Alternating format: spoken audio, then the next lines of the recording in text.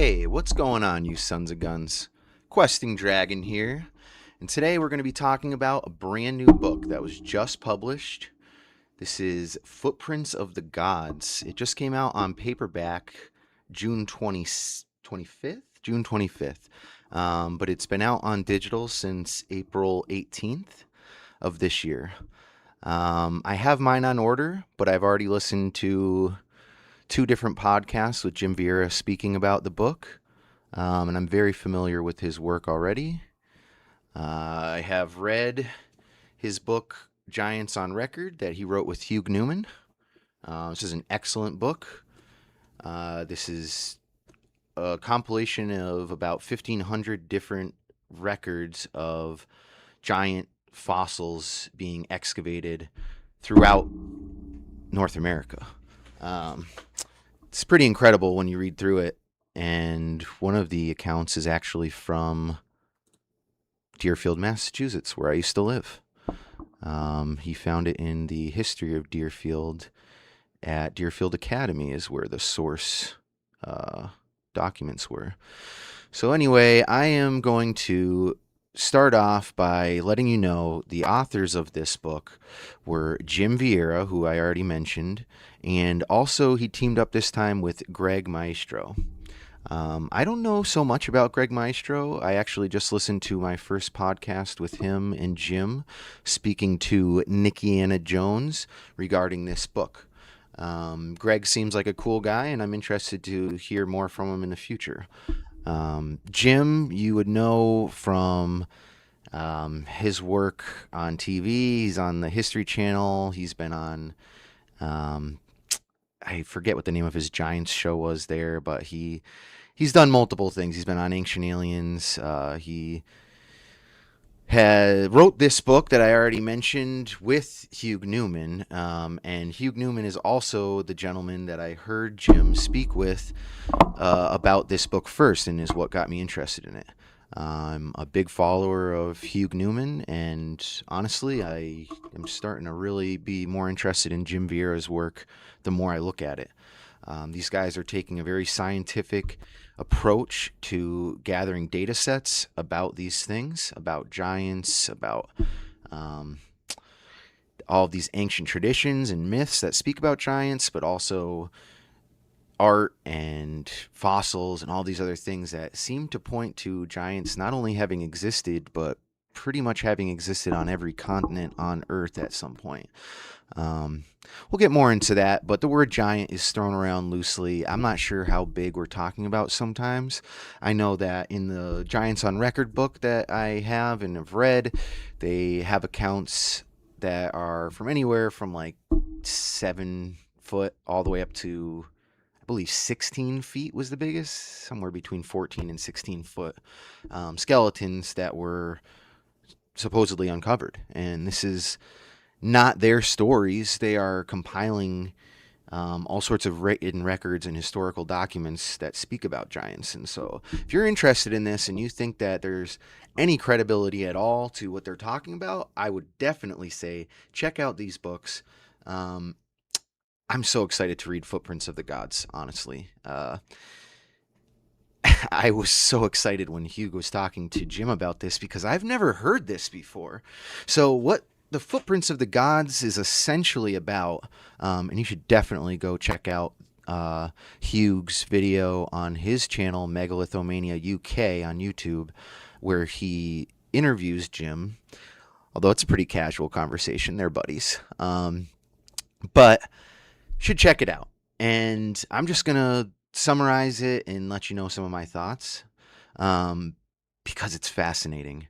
But let's just start out. In the Bible, there is the giant of Gath. And I knew this story before Jim mentioned it, but the giant of Gath is described in several ways. But one of the things that they describe very specifically is that he has 6 fingers on his hands, each hand. Polydactylism.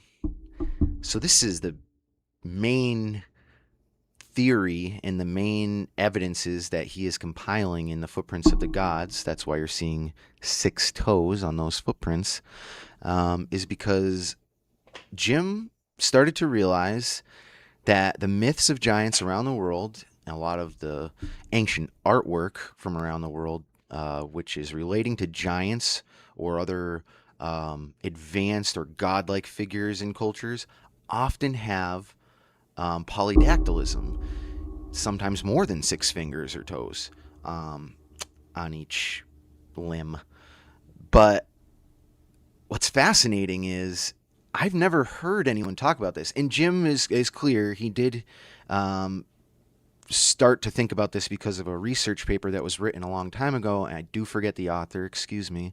But he saw that paper. He heard that it got no traction. No one cared. No one thought about it. And he just pushed really hard. And he just kept learning about it. And it's so fascinating. Jim is the kind of guy who really believes in listening to oral tradition. He goes and he talks to different tribal elders, indigenous people who will speak to him about what they believe and what their oral traditions are that have been handed down over millennia. And one of the fascinating things is that in many of the oral traditions, in many written traditions, and in a lot of artwork, giants are depicted with polydactylism. So to me, this is fascinating. It is proof of something. I don't think personally I would go as far as to say it's proof that giants existed. It certainly makes it a possibility, I guess. But I think it proves one of two things. One, maybe giants did exist all over the world, and people knew about them and wrote about them and kept stories about them. And most origin stories around the world have something to do with giants. The Abrahamic religions, you go back and you see that, God left a certain number of angels or watchers on earth, and they took wives of women, basically human women, and when they procreated, you came out with the Nephilim, and these are giants. That's like, Abrahamic religion, which is, most of the world believes in that. It's either you're Jewish or you're Islamic or you're Christian or whatever, but that's the origin story. It's very early on in the story of humanity, and then, as you know, God sent the flood, supposedly, and the book of Enoch goes into this further if you're into that kind of apocryphal text. But these things are definitely worth looking into and so interesting. So that's option one. It's proof that giants actually existed. I think more likely what we're seeing proof of here is proof that giants were talked about all over the world, and that there was at least a culture at some time in the ancient past that was connected worldwide. I would say it's greater proof of that, because sure, maybe it's one or the other. Maybe there was giants, but maybe not. And maybe, say, a culture before the Sumerians was a seafaring culture that could travel the world, and they had stories of giants, myths, made up stories, whatnot. But then they spread those stories all over the world. That, to me, is the other possibility. But it has to prove one of those two things, doesn't it? Because how else would people all around the world have such a specific anatomical trait ascribed to giants as polydactylism if they weren't all sharing the same culture or seeing the real thing, giants on every continent on the world? It's hard to know. I'm not sure where I fall on this. I've read enough about the giant fossils that were found that it does seem like there has been a cover-up through the Smithsonian. You guys should look into that yourself, similar to the cover-up that seems to be happening with the elongated skulls.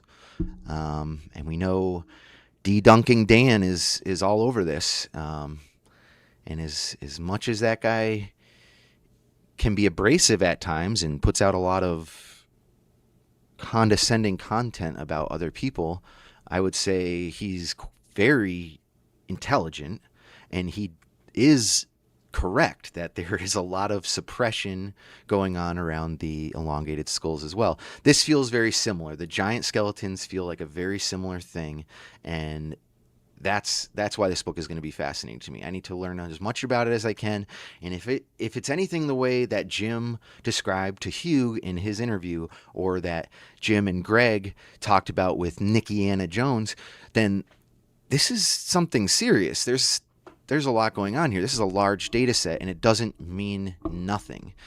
It's not fair to have a book such as the one I already have, which is a data set. They are not just making up stories. They're telling you all sorts of different accounts of giants on record. And they're going around and they're showing different, like, this is a giant axe head and different artifacts and, different things.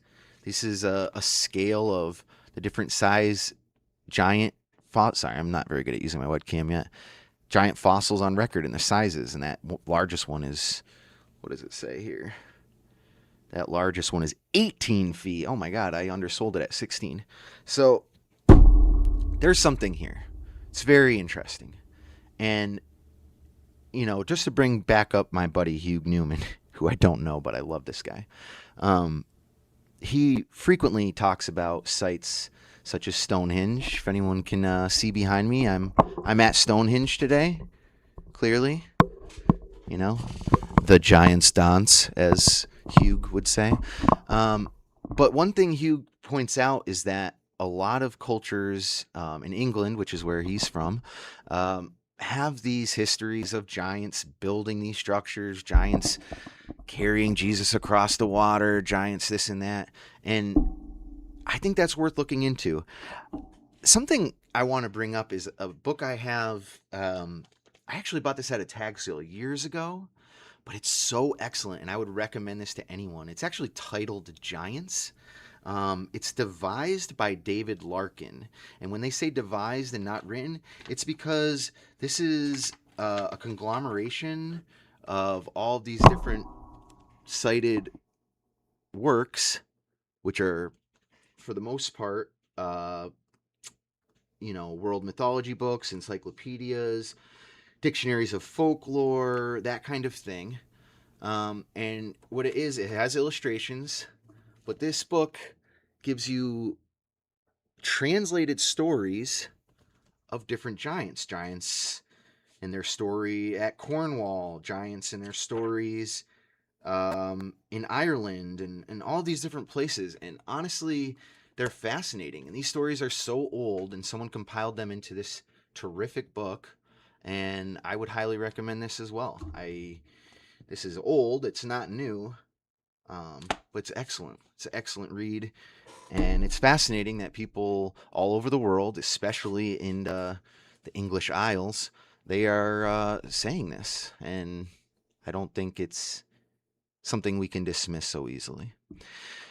So we talked about Jim's book that he just came out with Greg. Now, I also talked about this book, Giants on Record, which I own and have read. Highly recommend it. Here's a link to Amazon if you want to get on there and buy it. One thing that I thought was unusual, and I would like Jim to talk about this. I'm actually hoping he'll do an interview with me, but this is my first stream ever, so I'm not sure he'll do that. But when you look at the book, Giants on Record, there's all of these different cases. 1,500 is what they're claiming, that they researched this many cases of giant fossils, and I tend to believe them. But they don't mention polydactylism at all in Giants on Record. And I found that very strange, because they do mention a bunch of anatomical anomalies in the book, such as double rows of teeth, a lot of them found in New England, where I'm from. That's crazy. Horned skulls, massive jaws that fit over modern faces, meaning like the mandible of a human-like jaw you could just like put up over your mouth like a chin strap or something. Like, they're that big.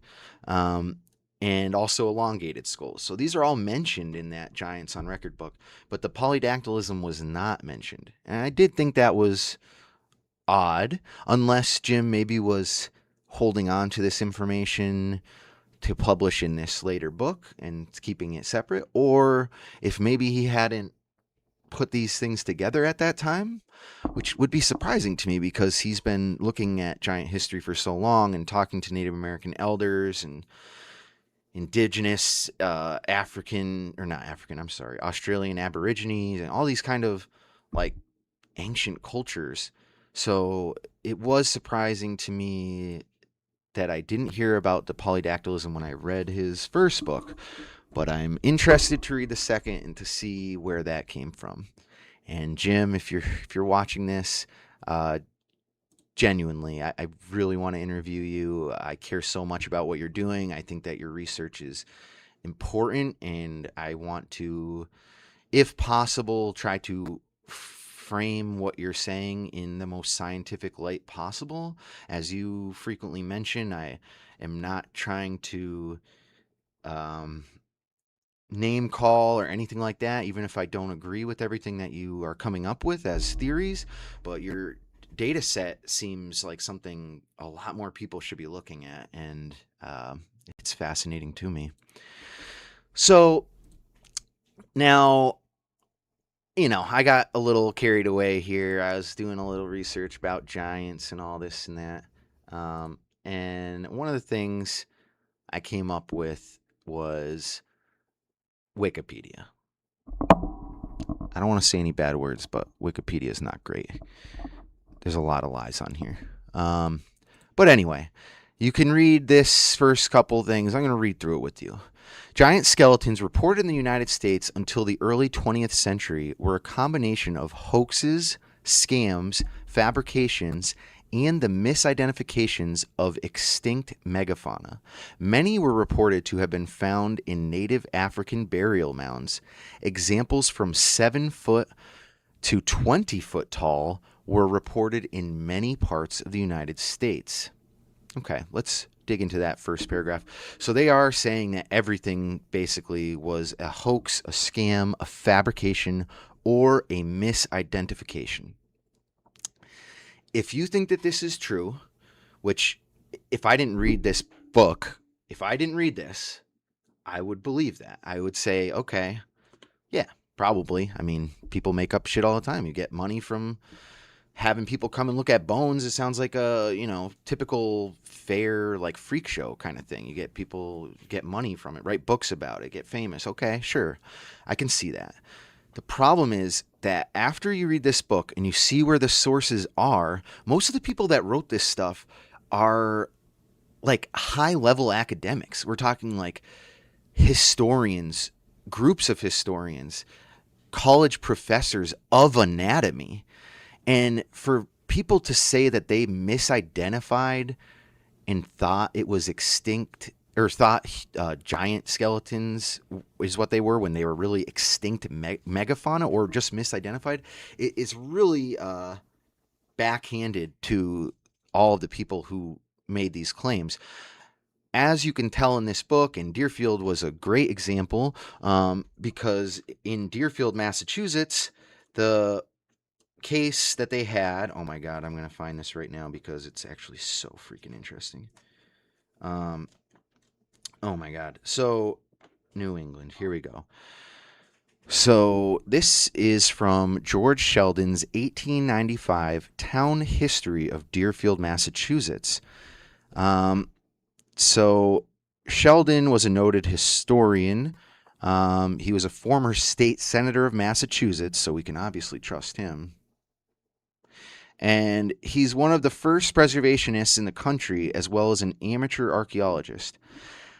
But what's important is Dr. Stephen West Williams was a well-respected physician in Deerfield who taught anatomy at Berkshire College.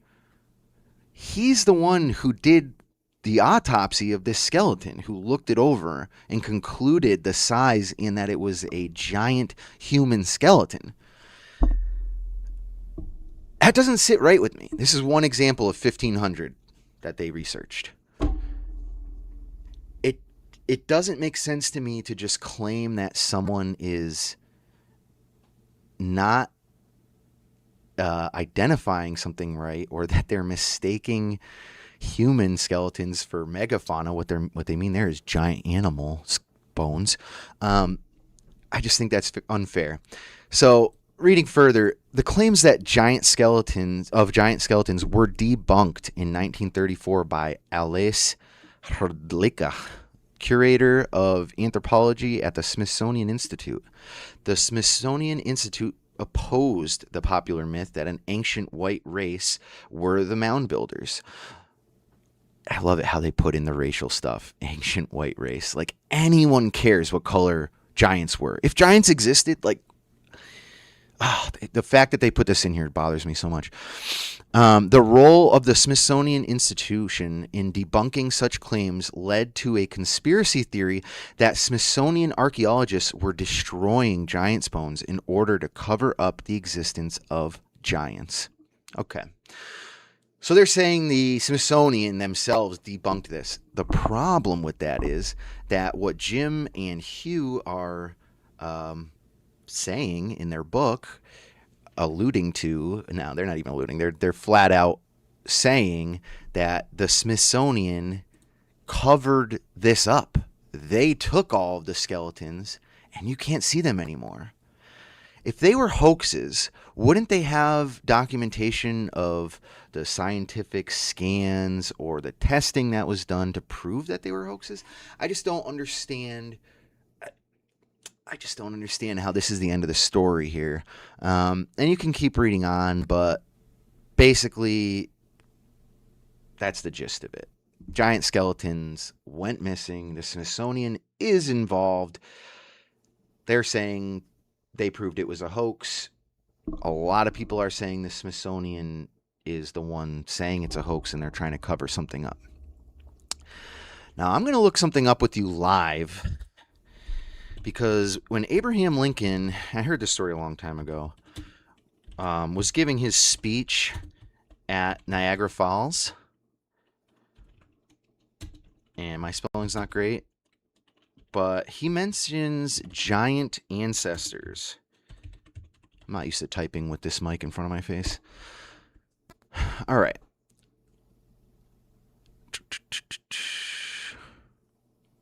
Okay. The line often quoted, "The eyes of that species of extinct giants whose bones fill the mounds of America have gazed on Niagara as ours do now." That's the line. Let's not read all this other bullshit that Copilot came up with because it's misleading. Go find that in its true context. Read the whole speech. Don't just trust me. That's something Abraham Lincoln said. The eyes of that species of giants whose bones fill the mounds of America have gazed on Niagara as ours do now. Was Abraham Lincoln a liar? Honest Abe? He's lying to us now? Bull. That is some bull loney. I don't want to get kicked off. This is my first stream. My camera switch back. I don't know, guys. I'm really new at doing this on my stream, and there we go. So I find that very disconcerting. That pretty much our most famous president since George Washington specifically talked about that there was giants who used to see Niagara Falls, and now we see their fossils and their bones inside the mounds of North America. Honest Abe. Anyway, it's the kind of thing that just blows my mind. Go out there if you're interested in this. Buy The Footprints of the Gods. Read this book, and just let me know what you think. Please start interacting with me. I desperately need to talk to some people about this kind of stuff. That's why I started this channel. It's just busting out of my head, and I'm just looking forward to everything in this field and to talk about it. But if there really was giants that were teaching people and basically interacting with people at the early parts of humanity, the lost chapters that we don't know about. Isn't that important? I think it's important. Another thing that I want to say is I'm going to go on a tangent here, but it's going to come back to giants, okay? And I believe Jim mentioned something about this in his interview with Hugh Newman, and so maybe it's also going to be referenced in his book. But you guys know about Sumeria, right? Like, you know, there's the Epic of Gilgamesh. They're supposedly the first like written culture that had written writing. They had mathematics, they had astronomy, they had education, they had laws and infrastructure, they had agriculture, and they had irrigation. Okay, all out of kind of nowhere. I'm sure we'll talk about the Sumerians in another video, but that's the Sumerians culture. Okay, ancient. I think we're looking at like 3500 BC ish. So what I would say though is the Sumerians came up with stuff that we still use today. Their counting system was like a base 12. So everything was sixes and 12s with them, and they are the ones who invented the calendar as we use it today, the 12-month calendar. They figured out basic astronomy and the 12 astronomical signs that would appear on the horizon in different solar cycles.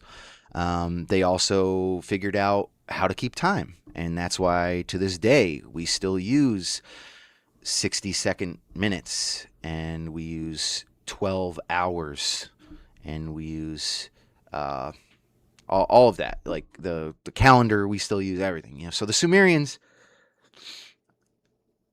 say that they were taught this, by who's it, Anu and Enlil, I think, or Enlil and I forget their names, but they're a couple of like Thoth type characters, Prometheus type characters, someone who came and they're civilization givers. They taught them all this kind of stuff. Okay. One thing that I found really interesting, I'm like thinking about this, and I'm like, man, if giants were somehow involved in the story of teaching humans things, lots of the stories are like, Prometheus gets in trouble for teaching us stuff, and the gods aren't happy that, basically the Nephilim are teaching humans like metallurgy and stuff like that, if you read the Book of Enoch. And so I wonder, were the giants teaching people? Is that what's coming through in these myths from around the world? And if they were teaching people, is that why their counting system in the first culture that we can see record of was all sixes and 12s? Is it because literally giants were just teaching people how to count on their fingers? Sixes and 12s? It's an interesting thought. Just a theory.